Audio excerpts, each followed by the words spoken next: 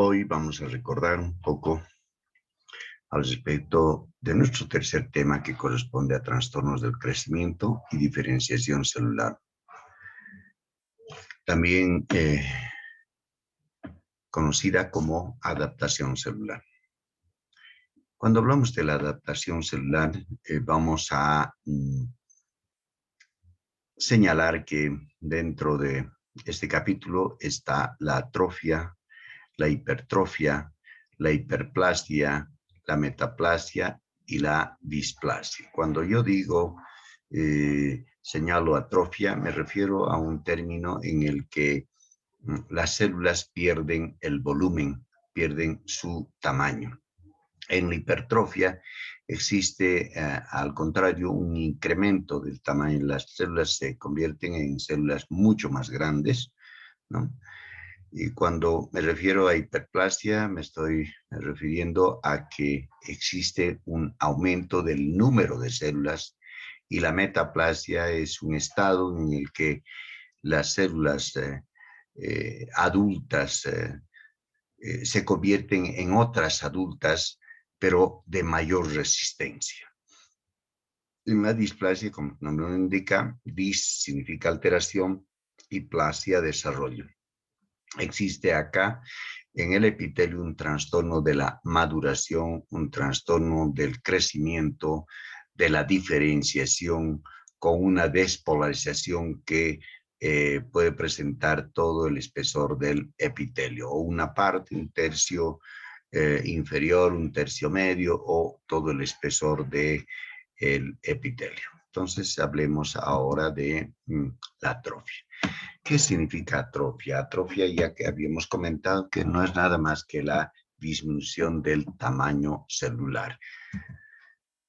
Debido a que esta alteración celular se debe a que en el interior de la célula se presentan proteínas defectuosas, proteínas plegadas, etcétera, que nos van a llevar a producir una lisis proteica. Pero ojo, para esto tiene que intervenir la ubiquitina, que es una sustancia que se liga a los proteosomas y obviamente inducen a la liberación de enzimas que van a producir directamente la lisis proteica. Ese es digamos, el sustrato químico que de alguna manera hace de que estas proteínas defectuosas sean eliminadas, sean lisadas, y con esto básicamente se está desmoronando la célula en tamaño y por lo tanto va perdiendo el tamaño. En muchos casos esta proteólisis continúa con una lisis de la célula o la apoptosis. Cuando hablamos de atrofia hay que comentar de que existen dos tipos de atrofia. La atrofia fisiológica es una atrofia de evolución, si vale el término, y la otra es la atrofia patológica, es decir, una atrofia que se presenta cuando hay alguna causa que lo está produciendo. Puede ser alguna enfermedad de base o alguna lesión de base orgánica que está produciendo esta alteración.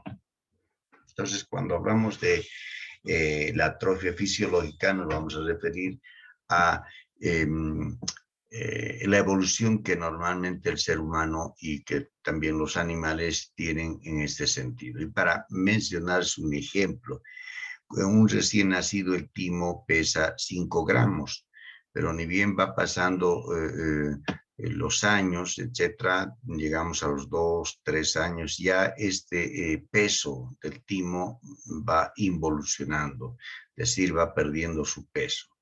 La cantidad de células también se va reduciendo, etcétera. Vean cómo el timo puede también llegar a reducir su peso. Tenemos unos 30 o 40 años a un paciente que ya no existe o existe vestigios, quién sabe, un puñado de 100 células o menos, o quién sabe ya no exista. En su lugar del timo más bien esté presente un tejido adiposo. El timo se encuentra en la región retroesternal por detrás de la cabeza del esternón, ¿no? Mide 5 centímetros de longitud, por unos 4, 2, 3 o 4 centímetros de diámetro mayor y tiene un espesor como una pequeña coraza localizada en esa región.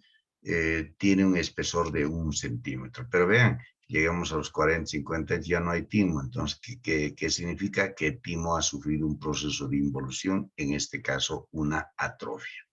La glándula pineal es otra glándula que se encuentra también ahí en la calota craneana.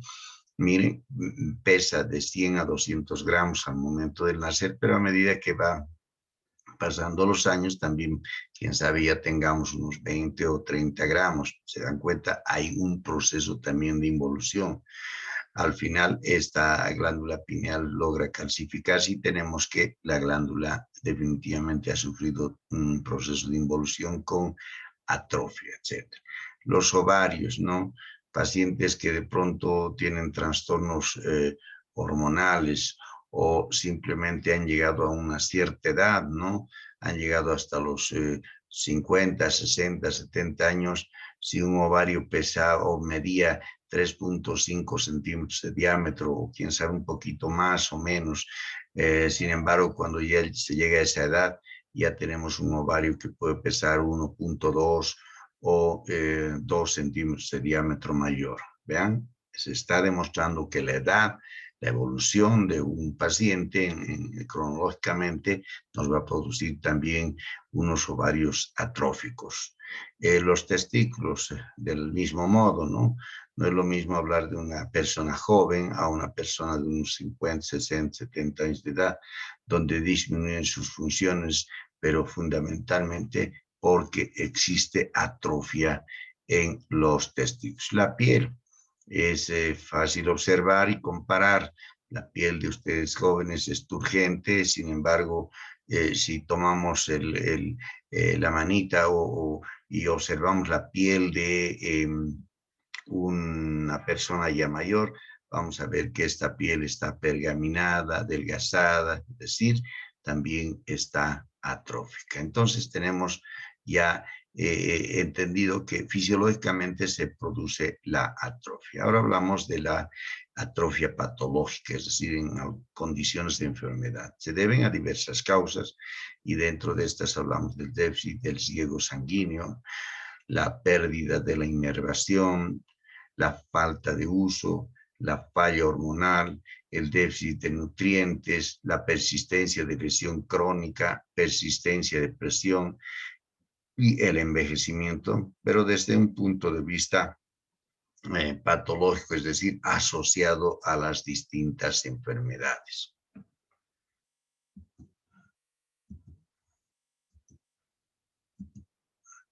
Bueno, y ahora vemos, hablamos del déficit de riego sanguíneo. Cuando hablamos de este término o la causa de esta atrofia, nos echamos una mirada en esta imagen que ustedes observan acá. Es una úlcera crónica. Vean, hay una hiperpigmentación por depósito de hemosiderina en el fondo de esta piel, etc.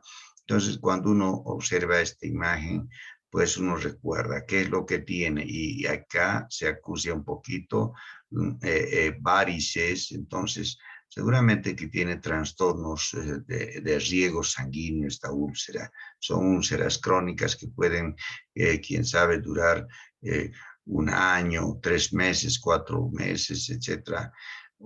Y no reparan esto, a pesar de hacer todos los intentos de curación, no repara. ¿Pero por qué no repara? Porque esta piel está atrófica, porque los tejidos están atróficos. ¿Y por qué están atróficos?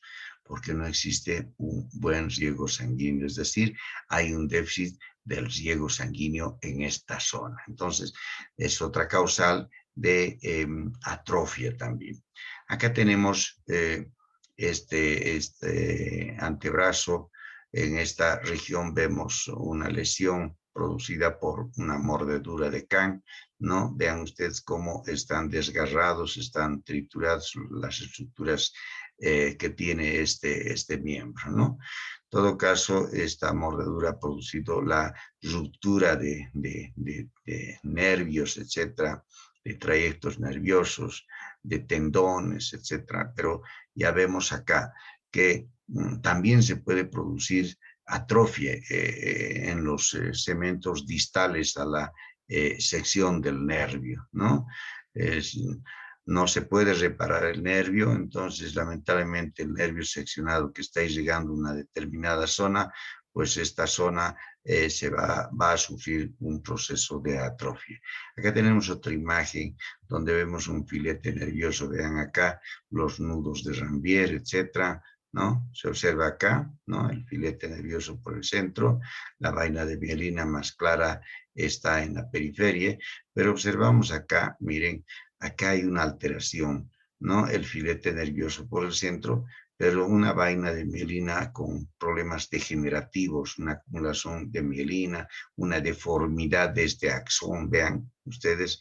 Entonces, seguramente que hay ciertas enfermedades tóxicas, enfermedades virales o algunas enfermedades degenerativas que pueden afectar a las células de Schwann, a esta capa de mielina, y pueden producir un proceso degenerativo, un proceso desmielinizante, que a la final, bueno, va a ser lo mismo que esta situación de seccionar, de cortarle, de anular el estímulo nervioso a ciertos órganos distales en los que también se va a presentar una atrofia, pero por pérdida de la inervación. Tenemos acá otros ejemplos de atrofia patológica por falta de uso.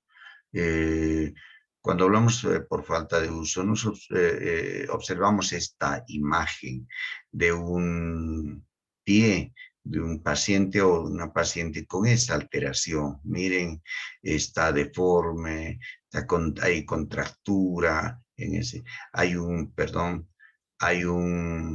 hallux acá, cuando el dedo meñique está, o cualquiera de los dedos está sobre el otro dedo, ¿no? Hay un hallux.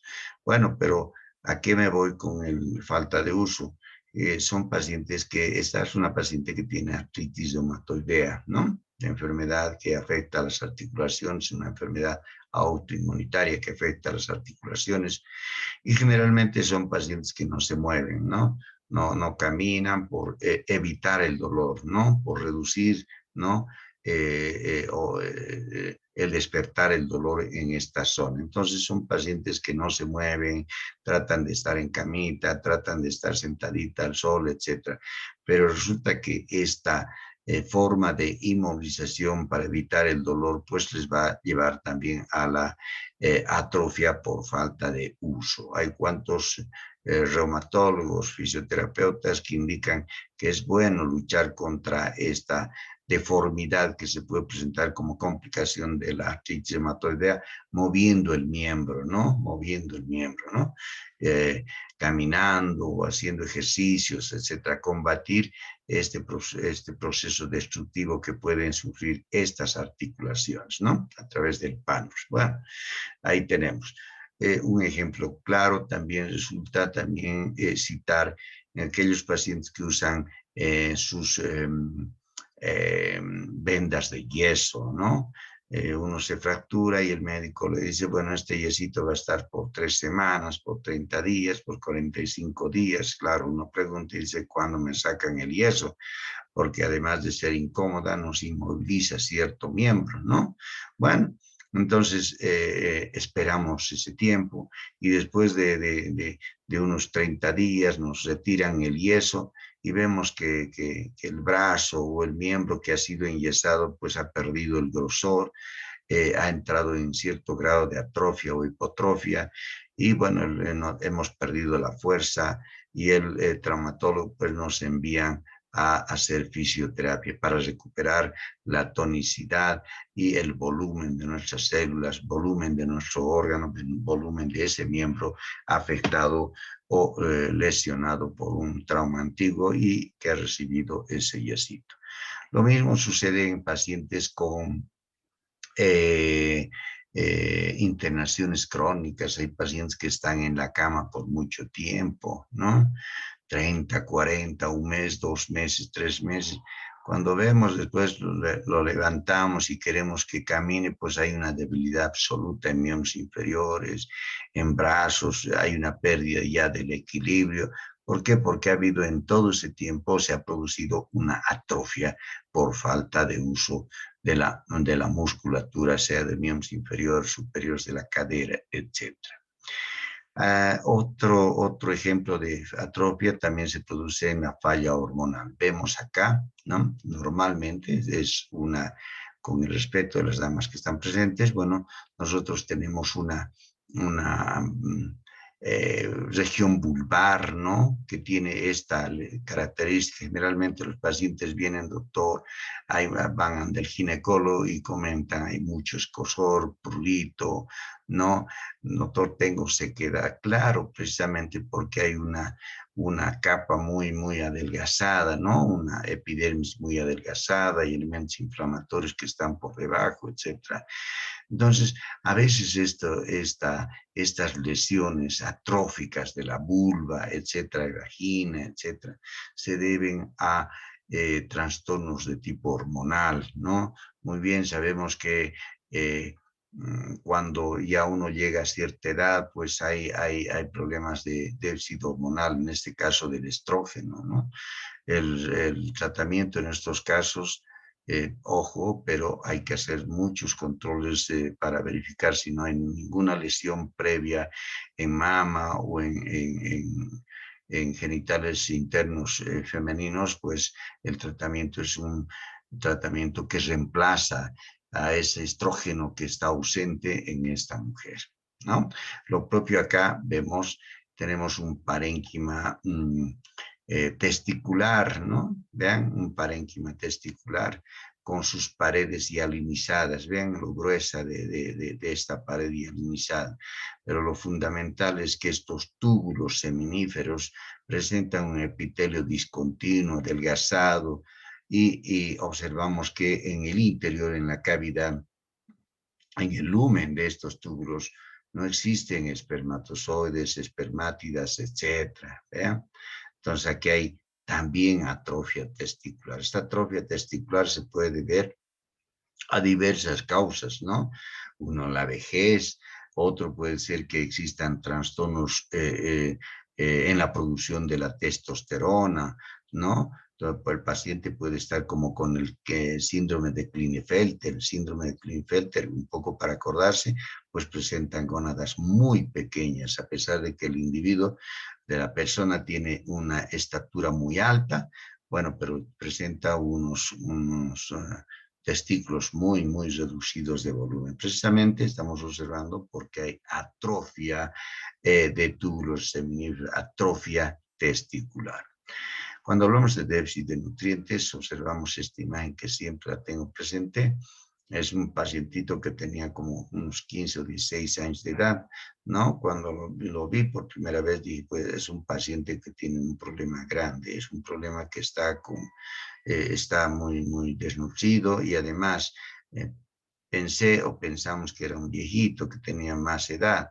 Sin embargo, ya hacemos la anamnesis, vemos en su anamnesis que además presentaba un problema de tuberculosis. Miren, seguramente que la tuberculosis pues le impedía alimentarse adecuadamente, uno, porque no tenía alimentos disponibles, y segundo, que la tuberculosis produce ciertas sustancias que nos producen la caquexia, es decir, la falta de apetito, la debilidad, etcétera, ¿no? Entonces, vean ustedes, es un paciente que tiene la piel atrófica, etcétera, era tan delgadito. Esta imagen creo que es después de unos 2 o 3 meses después de iniciada su tratamiento para la tuberculosis. Bueno, y aquí tenemos también lo propio. Vean ustedes acá, aquí tenemos el ombligo, es el abdomen, y bueno, la región del pubis, pero observamos esta lesión, ¿no? En la pared misma, ¿no? Hay una perforación donde están saliendo una fístula, donde está saliendo material fecaloide, ¿no? Entonces, un paciente que tiene trastornos en la absorción de los alimentos, ¿no? Además de tener un problema ya de infección sistémica, quién sabe que está interfiriendo en su metabolismo, ¿no? Entonces, si observamos sus miembros inferiores, superiores, etcétera, pues vamos a tener que observar un grado de atrofia, pero precisamente por falta de nutrientes. Atrofia ahora por lesión crónica. Lo propio, vuelvo a repetir esa imagen de nuestra paciente con artritis reumatoidea. Bueno, y ustedes verán, es un paciente con artritis reumatoidea, es un paciente que está con problemas de dolor, con problemas de inflamación crónica. Es un paciente que pues no, tampoco se alimenta bien y por lo tanto va a presentar también un grado de atrofia por esa vía también, aparte de que no está movilizando el pie, no se está alimentando bien por el proceso inflamatorio, por la cascada química, ¿no? Muchas sustancias que se liberan y que inhiben el apetito. ¿Vean? Entonces, una lesión crónica también nos puede dar atrofia. La persistencia de presión, si yo hago presión de forma constante en una zona del cuerpo, puede ser tan constante, un mes, 2 meses, etcétera, pues en esta zona se va a producir también atrofia por persistencia de una presión, ¿no? El envejecimiento, vean acá, observo esta imagen de una corteza, es una lonja de cerebro, es un corte de cerebro, ¿no? Pero lo que me llama la atención es que en este cerebro veo una corteza muy adelgazada. Vean ustedes, tengo una corteza muy adelgazada. Y cuando observo esta corteza muy adelgazada, pues estoy pensando en que algo está sucediendo y remeda algo que debemos saber nosotros. Muchas veces hay pacientes que empiezan a perder la memoria, ¿no? Hay pacientes que tienen precisamente esta enfermedad, la enfermedad de Alzheimer, ¿no? Resulta que son pacientes que se olvidan de todo. Uno les pregunta y le dice, o se quejan los pacientes y dicen ante un familiar, dicen, no, no, aquí no me dan desayuno. Sin embargo, en su mano izquierda están agarrando una taza de leche o un pedazo de pan, o en la boca se observan migas de pan. Quiere decir que nomás hace minutos comió, pero sin embargo él perdió la memoria, ¿no? Precisamente porque hay una atrofia de la corteza, una corteza muy adelgazada, ven ustedes, ¿no? ¿No? Y esta es la porción medular del cerebro. Bueno, hablamos de que se deba, ¿a qué se debe esta enfermedad de Alzheimer? A un déficit de un neurotransmisor, la acetilcolina, pero aun cuando hay muchas hipótesis, ¿no? Hay muchas hipótesis, se forman ovillos, ¿no? Placas fibrinoides, ¿no? Ovillos fibrilares, etcétera, que son causa de esta enfermedad de Alzheimer, ¿no? También influye el déficit de la melatonina, ¿no? De alguna manera también algunos estudios han determinado que cuando hay déficit de la melatonina, que generalmente es producida por la glándula pineal, y bueno, miren, el paciente empieza a tener trastornos del sueño, etcétera, etcétera, ¿no? Bueno, entonces, vemos acá ahora la atrofia por envejecimiento, lo propio, la misma imagen de un parénquima testicular, pero llama la atención esta pielcita, ¿no? La piel de un paciente es la parte del glúteo, ¿no? Y vean el muslo, pero vean esta piel apergaminada, adelgazada, con una epidermis, quién sabe, tenga solo 3 capas o 4 capas, con una dermis, hipodermis, etcétera, muy adelgazada, ¿no? Pero vean cómo la piel está tan delgada y uno claramente puede decir hay una atrofia por lo que es senil el paciente, una atrofia por envejecimiento. Lo propio sucede cuando vemos la mácula a nivel de el fondo de ojo. Cuando vemos o recordamos que un paciente nos dice, estoy perdiendo la vista, ¿qué será? Claro, hay atrofia de la mácula, hay atrofia de las células que están en el epitelio retiniano, pigmentario, etcétera, ¿no? Entonces vemos que el envejecimiento también nos lleva a un estado de atrofia. Hablamos de hipertrofia y cuando mencionamos este término, pues tenemos que recordar que hiper es aumentado, grande, etcétera, atrofia, el crecimiento. Entonces las células pues presentan un aumento del tamaño celular, ¿no? Hay un aumento, las células se vuelven mucho más grandes, ¿no? Miren, ¿y qué pasa? Es una suerte de dominó cuando la célula grande, la otra célula es grande, en realidad el conjunto de células que integran ese órgano, ese tejido es grande, bueno, pues el órgano también se vuelve voluminoso. ¿Listo? Debido a que normalmente esa célula está pues con un incremento del metabolismo basal, un incremento en la producción de moléculas de ATP y también el consumo de moléculas de ATP, un incremento en la síntesis de proteínas, etc. ¿Qué quiere decir esto? Que probablemente esta célula está viviendo un momento acelerado en su vida, ¿no? Está todo incrementado y por lo tanto es una célula que empieza a tener una cantidad mayor de organelos como los ribosomas, retículo endoplásmico rugoso, mitocondrias, etc. Y esto va a producir pues que el órgano también sea voluminoso, sea grande. Es fundamental que hay dos tipos de hipertrofia, una es la fisiológica y la otra es la patológica. Estamos hablando de esta hipertrofia fisiológica, aquella que nosotros podemos producir, ¿no? Miren, acá es un paciente que está subiendo unas gradas o está trotando, o está haciendo caminata, está haciendo footing, maratón, etc. Y aquí tenemos a un culturista, ¿no? A un fisiculturista, ¿no? Vean, acá tenemos una masa muscular prominente, ¿no? Cuando uno va a un gimnasio, uno dice, yo quiero levantar, que quiero tener buenos pechos, o quién sabe, el bíceps, o los glúteos, o el muslo, o los gemelos, etcétera. Uno trabaja en esa área, ¿no? Uno trabaja en esa área de muscular para producir hipertrofia. Entonces le dirá el profesor en gimnasia, nos dirá, pues usted tiene que levantar pesas, cuántas veces tiene que levantar o hacer algún tipo de ejercicio con alguna de sus máquinas, etcétera, para alcanzar este grado de hipertrofia. Pero este grado de hipertrofia se va a producir precisamente por un incremento del trabajo. Mientras más trabajemos una parte de nuestro cuerpo, pues se va a producir hipertrofia. La hipertrofia muscular generalmente se produce en las fibras tipo 2A y 2X, ¿no? También existen, en el caso de los roedores, serpientes, etcétera, la 2B, ¿no? Pero en el humano no existe este tipo de fibras. Generalmente este tipo de fibras están relacionadas, la 2B, están relacionadas con los movimientos súper rápidos, súper violentos, ¿no?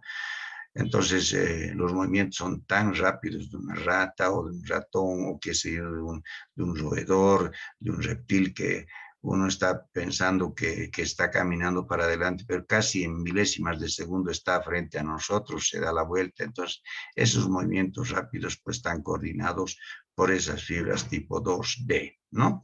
En el humano ya decíamos, descartamos este tipo de fibras, pero tenemos estas otras dos fibras que están relacionadas con los movimientos rápidos, ¿ya? Movimientos rápidos. Y la tipo 1, pues son los movimientos lentos. Cuando nosotros caminamos, etcétera, activamos las fibras de tipo 1. Cuando estamos parados, hay un equilibrio, pues están trabajando las fibras tipo 1. Sin embargo, cuando hacemos ejercicios, incrementamos el trabajo, corremos, etcétera, de alguna manera estamos estimulando a estas fibras. Y precisamente son estas fibras que hacen puede que aumente el volumen transversal de las fibras, ¿no? En diámetro transversal y se incrementan estas fibras. Vemos también que intervienen otros factores para la producción de esta hipertrofia fisiológica, ¿no? El fosfoinositol, 3-sinasa-AKT, factores de crecimiento y agentes vasoactivos que también intervienen en el crecimiento, en el aumento del volumen de la célula muscular, las señales sobre los receptores acoplados a la proteína G, bueno, y al final un incremento de la síntesis de proteínas, ¿no? La isoforma B se cambia por la isoforma A, fundamentalmente en la miosina, que produce una contracción lenta y económica, la expresión de genes de ANF.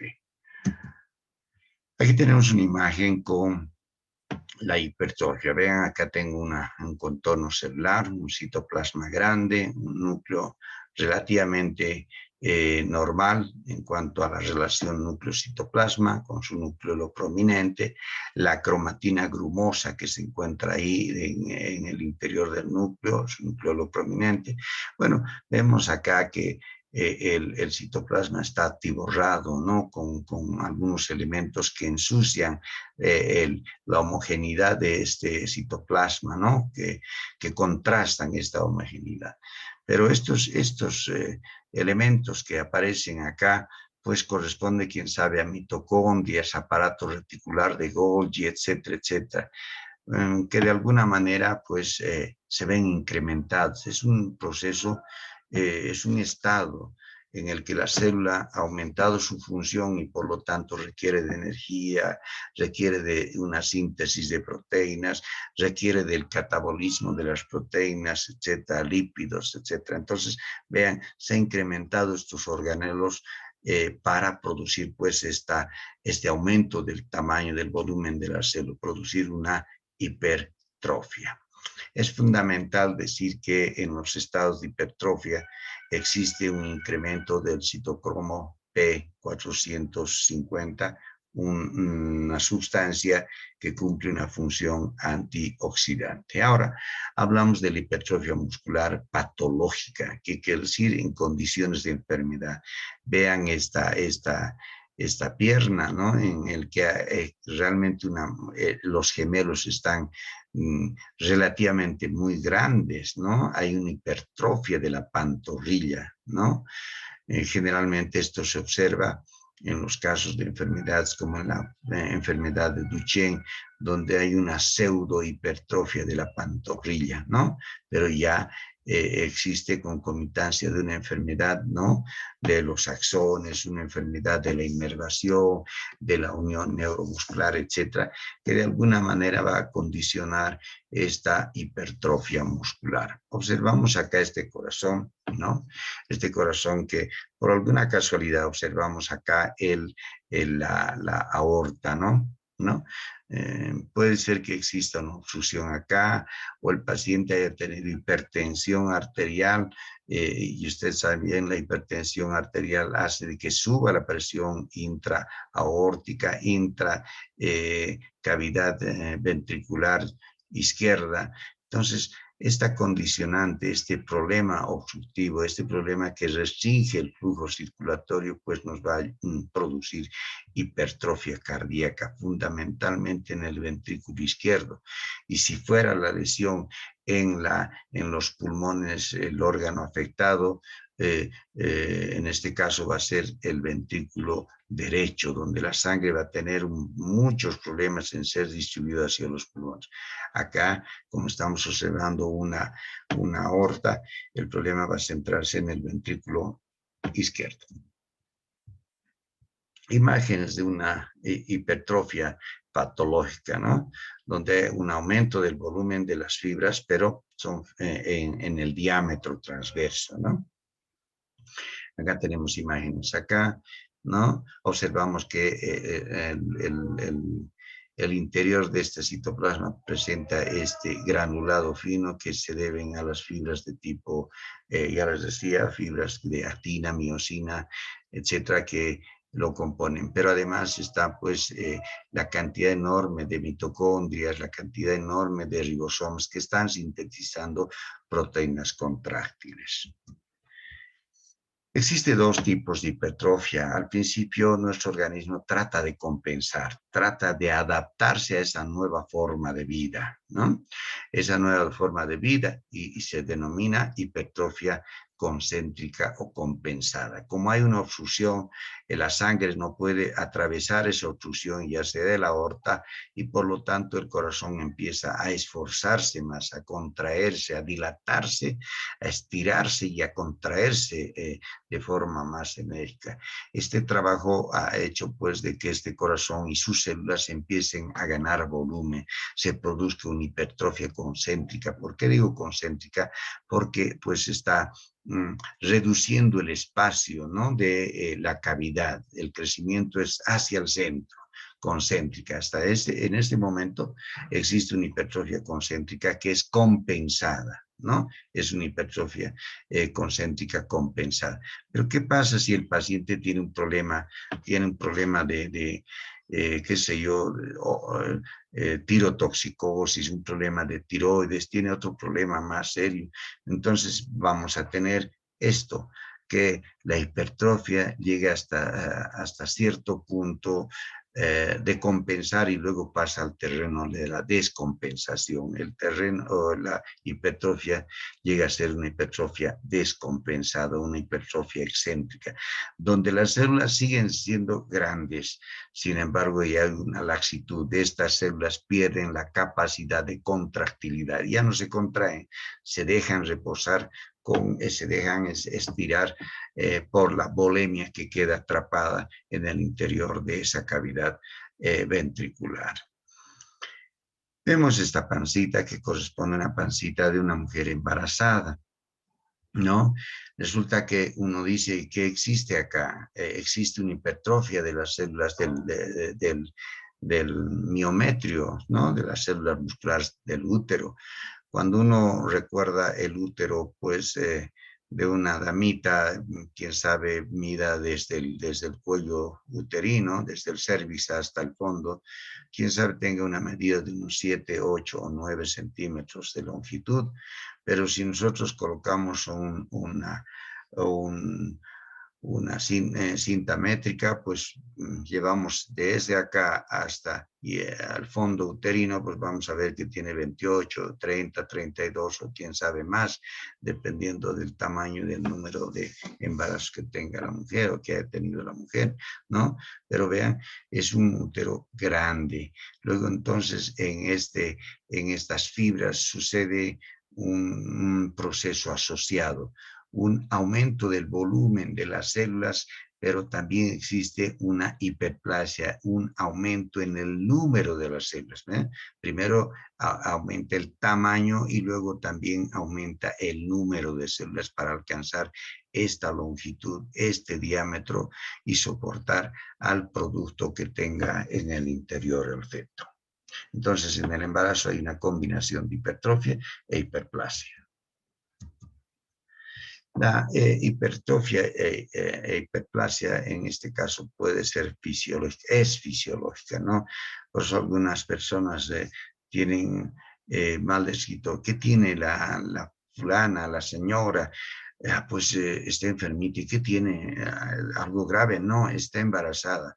Pues el embarazo no es enfermedad, sino es un estado fisiológico, ¿no? Con cambios hormonales que trata de el miometrio de compensar esa elongación de sus fibras, aumentando el número, hipertrofiándose, etcétera, etcétera. La hiperplasia, ¿no? Hiperplasia que en estos casos sigue siendo fisiológica, al igual que el embarazo combinado a hipertrofia. La hiperplasia fisiológica es el aumento del número de células de un órgano, ¿no? Generalmente observadas en la pubertad o en la gestación. Ustedes han visto que las características propias de una mujer, ¿no? De una niña que pasa a la adolescencia, etcétera, etcétera, empiezan a presentarse en esa edad, pero con cambios morfológicos, empieza a aumentar el vello púbico, empieza a aumentar la, la, los senos, el volumen de los senos, y llegamos hasta la gestación. Una mujer que gestante pues empieza a incrementar el tamaño de sus células, pero incrementar a expensas de el aumento del tejido adiposo en el seno. Claro, tiene que darte lactancia, pero también aumentan los acinos mamarios para producir el calostro o la leche, ¿no? Vean, entonces hay una hiperplasia fisiológica en la pubertad, en la gestación. Aquí tenemos un ejemplo de hiperplasia donde las células pues están aumentadas en número, etcétera, etcétera. Bueno, pero también tenemos procesos químicos que se producen acá, ¿no? El estrés elevado nos puede llevar también a producir este proceso de hiperplasia, el aumento del número de células. Pero aquí intervienen algo que es bueno mencionarlos. Intervienen protooncogenes como el CPOS, CJUN, CEMIC, CRAS. También intervienen factor de crecimiento, ¿no? Hepático, factor de crecimiento transformador alfa, que de alguna manera estimulan a estas células para que aumenten y entren en mitosis. Llama la atención en este sitio, vean, hay un esbozo de mitosis, ¿no? Entonces resulta que en la hiperplasia ya estamos observando, además de lo que habíamos mencionado en el anterior ejemplo de hipertrofia, estamos observando ya mitosis. Quiere decir que la célula está dividiéndose, se divide y ya da origen a otras dos células. Estas dos se dividen y dan origen a otras células, etcétera, ¿no? Por eso es que aquí intervienen estos protooncogenes, ¿no? Que son sustancias, ¿no? Químicas que de alguna manera están relacionados con los tumores. Cuando dice esta paciente tiene que ser atendido por oncología, vean ustedes, oncología es una rama, una ciencia, una especialidad, pues que trata los tumores, ¿no? Porque seguramente que en su organismo se ha producido una hiperplasia al principio y terminó en producirse ya un franco tumor. También hablamos de otros factores como son los factores de crecimiento y también otros factores de crecimiento, pero que inhibirían esta hiperplasia o el factor transformador del crecimiento beta o el contacto. Ustedes saben muy bien, normalmente una célula, cuando se pone al lado, una al lado de la otra, pues cualquiera de los dos dejan de crecer, ¿no? Se llama inhibición de contacto, que lo vamos a ir viendo en el capítulo de neoplasias o cáncer. Un ejemplo de hiperplasia patológica, hiperplasia benigna de próstata. Vemos acá es una próstata, aquí está la uretra, ¿no? Sus lóbulos relativamente más grandes. Esta es una placa radiográfica. Aquí vean en esta placa radiográfica con contraste, sí, es con contraste. Vean el uréter, ¿no? Vean por acá el uréter, el otro uréter. Y bueno, aquí tengo esta imagen. Generalmente son pacientes de edad que se presentan a la consulta urológica con la premisa indicando, tengo un problema, voy al baño 4 o 5 veces, tengo problemas en la micción, hago muy poquito, 2 gotitas, 3 gotitas, o quién sabe, unas 20 gotitas o 100 gotitas, me acuesto y después de una hora vuelvo otra vez como insatisfecho, como que me falta eliminar la orina. Van ante el urólogo y el urólogo, bueno, pues le pide una radiografía con contraste, ¿no? Le dice que vaya al baño, pues previo a ir al baño le colocan un contraste, ¿no? Le colocan un contraste, pues le dicen vaya a evacuar, ¿no? Le toman una plaquita radiográfica y luego después va a evacuar la orina. ¿Y qué vemos acá? Que la orina se ha quedado con el contraste, volvió después de hacer del urinario, etcétera, de orinar, y bueno, vemos acá que se ha quedado orina retenida en la vejiga. Pero observamos, miren, como una boina alrededor de una masa grande, pues esta es la próstata que ha crecido demasiado, que se ha producido en esta próstata, un aumento de acinos prostáticos, ¿no?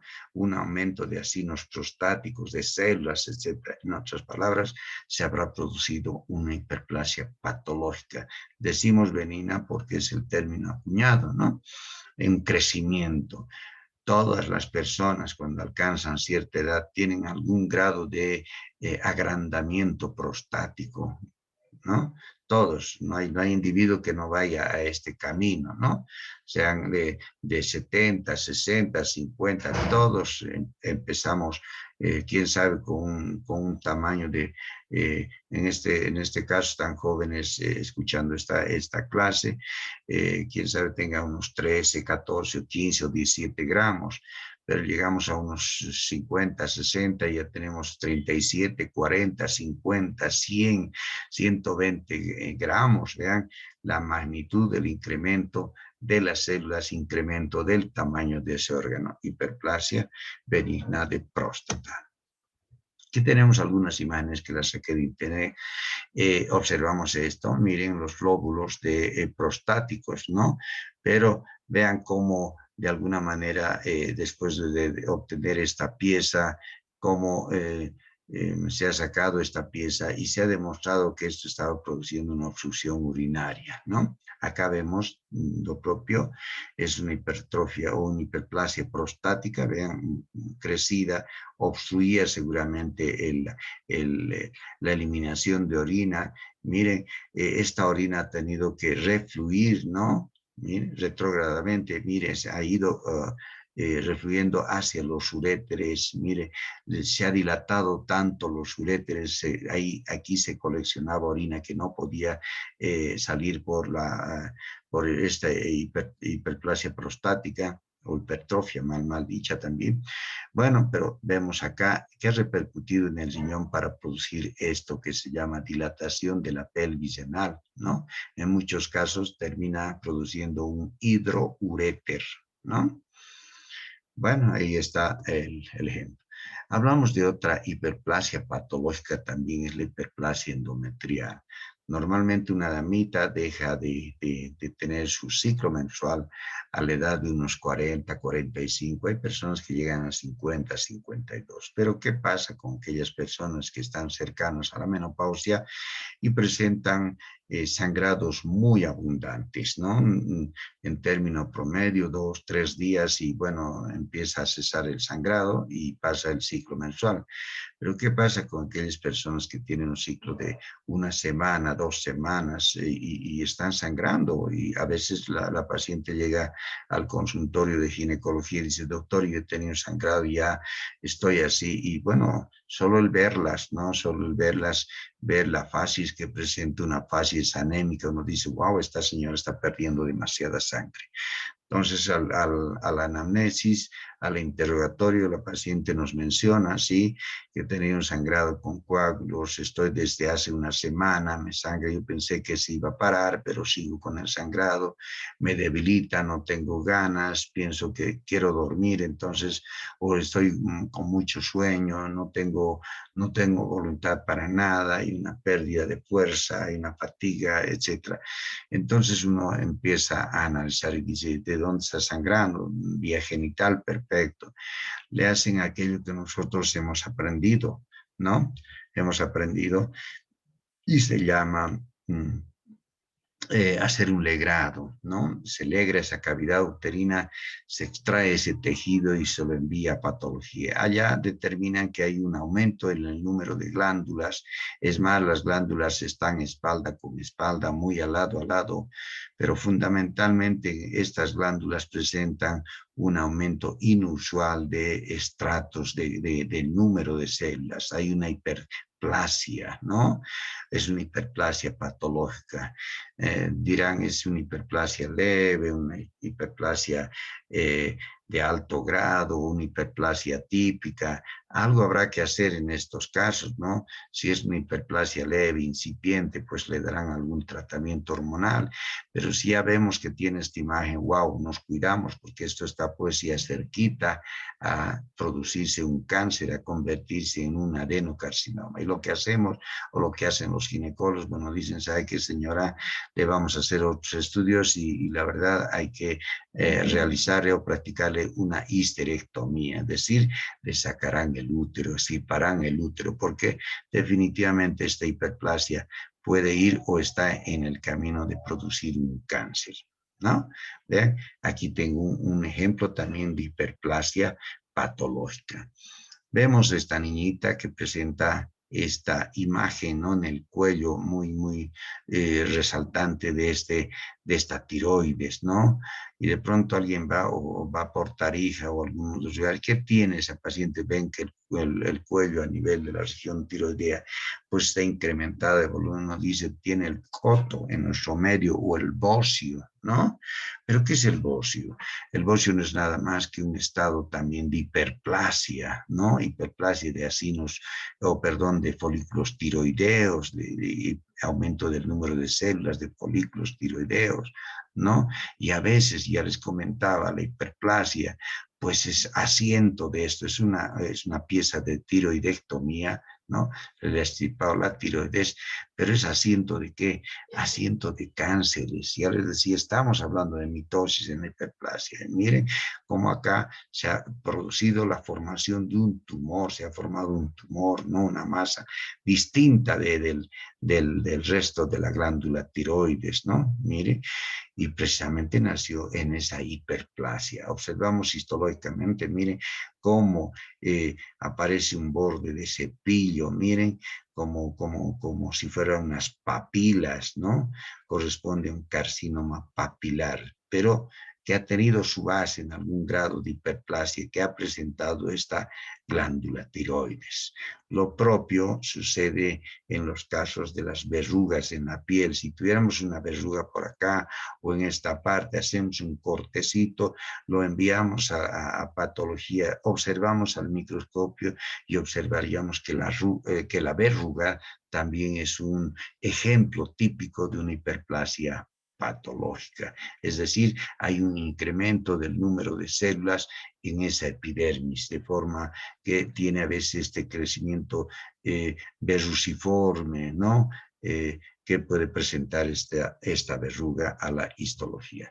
Observamos también hiperplasias patológicas en las mamas, ¿no? Por eso es fundamental que algunas mujeres vayan tempranamente a ser detectadas, ¿no?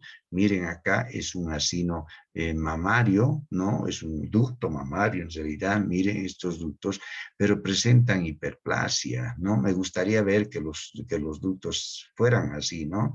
Con un epitelio doble, perfecto, núcleos aparentemente acomodados o estratificados, ¿no? Alrededor de un lumen, pero vemos acá se ha perdido, miren, están 1, 2, 3, 4, 5 capas de células, ya no hay esta capa simple o doble en algunos lugares, ¿no? Pero vean, es una capa muy incrementada en número de células, hay una hiperplasia ductal. Podríamos decir que quién sabe esto pueda irse a producir un cáncer. Vemos acá esto que se llama papiloma mamario, ¿no? Un papiloma mamario. A recordar un poquito, las verrugas también reciben el nombre de papilomas, ¿no? En este caso, en el interior de los ductos mamarios, de los conductos galactofóricos, etcétera, se puede producir un aumento en el número de células y esto pues nos lleva a remediar una hiperplasia patológica que se denomina papiloma mamario. Miren, acá tengo una hiperplasia típica, es un grado mayor, ¿no? Miren acá núcleos con una cromatina, con un núcleo prominente, etcétera. Miren, y aquí se está desordenando la estratificación, ¿no?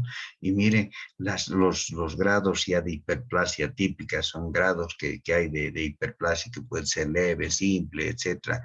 Llegar a una hiperplasia moderada, una severa o esta hiperplasia típica donde ya hay una alteración en el orden, en la distribución de las células. Miren la cantidad de estratos. Si yo me voy de esta parte, tengo 1, 2, 3, 4, 5, 6, 7, 8, 10, 15 o quién sabe 20 estratos de células. Significa que acá que estamos frente ya a la formación de un cáncer. Estamos frente a un cáncer. Miren, de una hiperplasia típica pasó directamente a cáncer. ¿Por qué? Porque en las hiperplasias hay mitosis atípica. Se pueden presentar hiperplasias también no patológicas, en este caso la hiperplasia grasa, ¿no? Hay pacientes que están con este problema así de un aumento de la grasa, ¿no? Grasa abdominal, grasa en la región de los glúteos, grasa a nivel del dorso del cuerpo, etcétera, la hiperplasia grasa, mayor consumo de alimentos grasos. Entonces, de alguna manera se están acumulando estos triglicéridos en el interior de estas células adiposas. Aumentan el número de células adiposas y al final, ¿qué tenemos? Un aumento del volumen de la región comprometida en ese paciente. Hablamos de este término que se llama metaplasia. Meta significa fin, objetivo. Entonces, el crecimiento va a tener un fin o un objetivo. Este fin o este objetivo puede ser que el epitelio, el tejido se cambia, un epitelio un epitelio que se va a cambiar a un epitelio, este es un epitelio adulto, un epitelio que se va a cambiar a un epitelio adulto, pero de mayor resistencia. Vean por acá, aquí tengo un epitelio columnar, glandular, y resulta que este se cambia a un epitelio escamoso.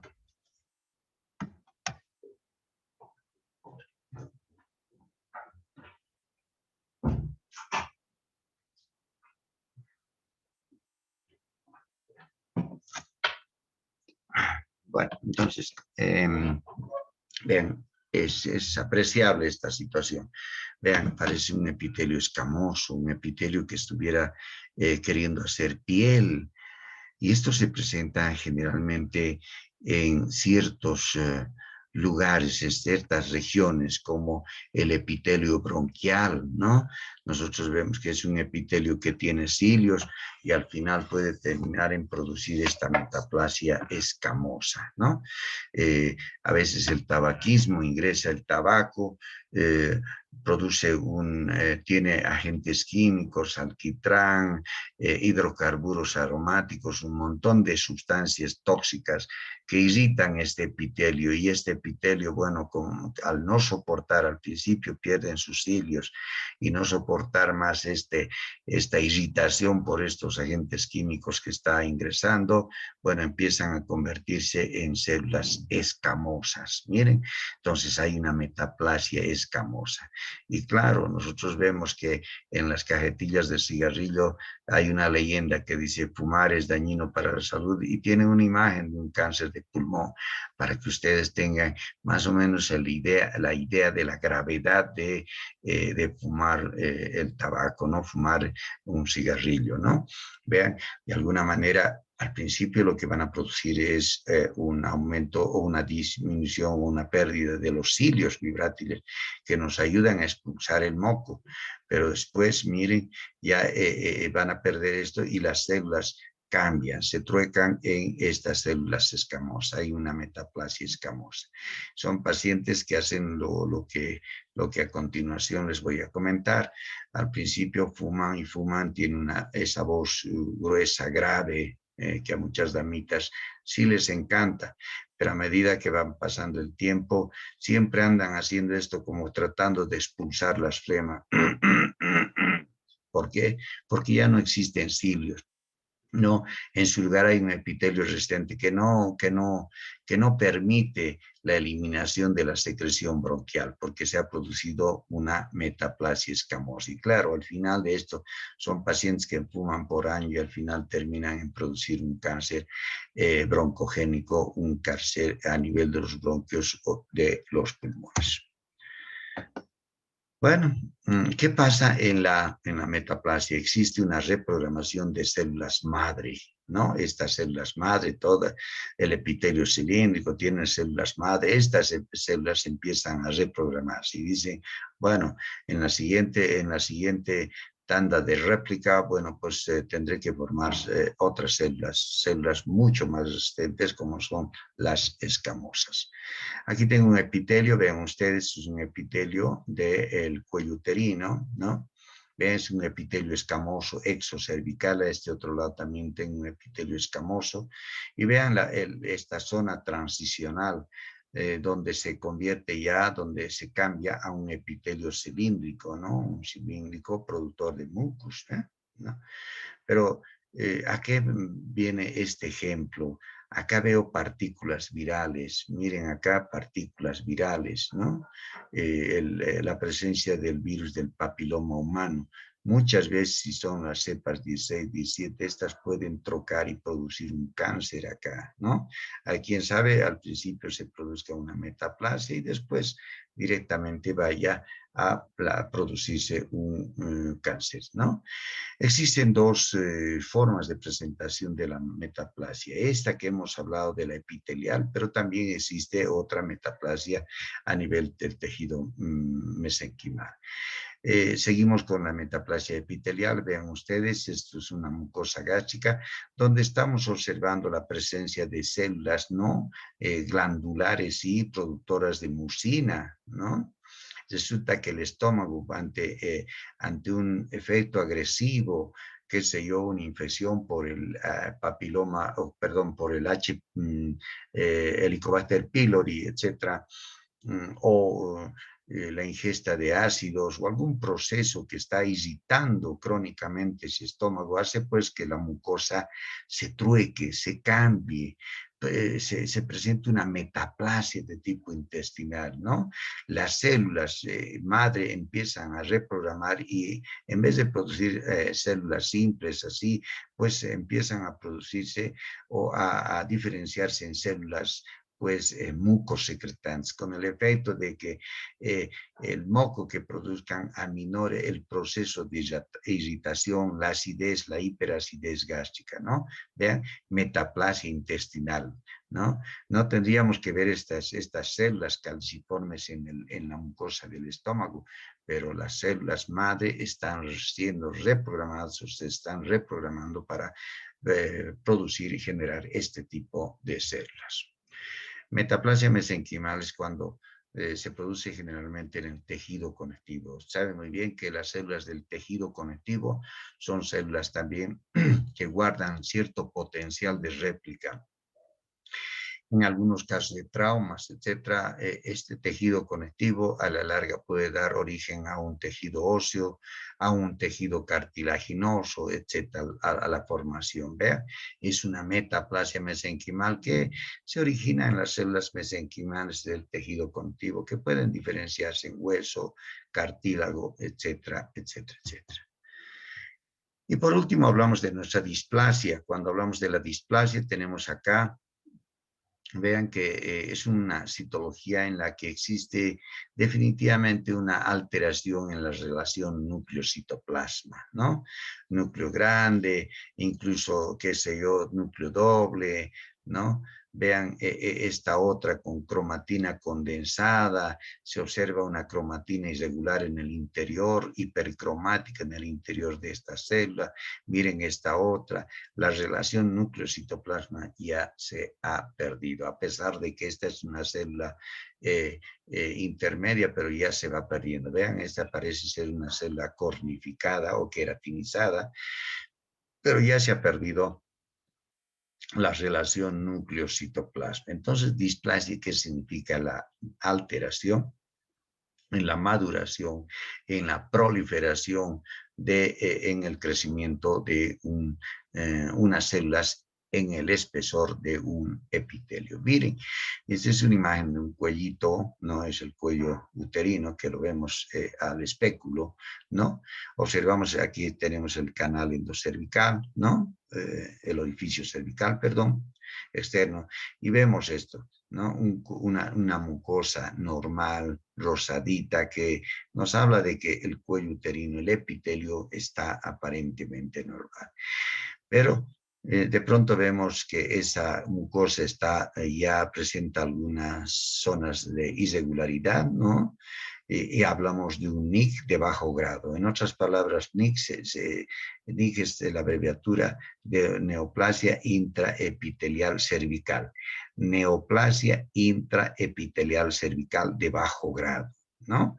De bajo grado. ¿Qué quiere decir? Esto simplifica a la displasia, ¿no? Displasia de bajo grado existe acá. Una alteración en la relación núcleo-citoplasma, pero de bajo grado.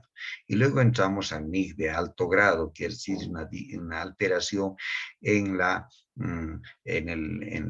maduración, la proliferación de las células en ese espesor epitelial. Miren, NIC, neoplasia intraepitelial cervical de alto grado o displasia severa.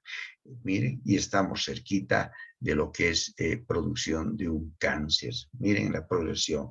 Empezamos con normal y aparecen estos trastornos de la diferenciación celular que se denomina displasia, displasia leve, moderada, severa, y aquí tenemos ya al ladito el cáncer. Este es un epitelio que, si bien aparenta ser normal, porque de alguna manera estamos viendo que los núcleos en la base son grandes, las células pequeñas, y a medida que va madurando este epitelio, los núcleos se van volviendo pequeñitos o van desapareciendo.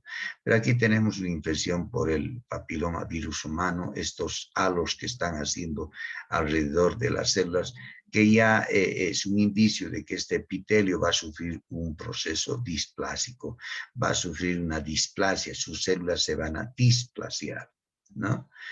Vemos acá, miren, aquí está la capa basal, la membrana basal por acá, aquí está estas células, perfecto, no hay ningún problema, pero estamos observando que cuando madura las células normalmente, pues los núcleos tienen que ser grandes, las células pequeñas en la base, y a medida que van alcanzando estratos más superficiales, el núcleo se va involucionando, va perdiendo de tamaños más, y al final en la capa más superficial ya no hay núcleo, solo citoplasma.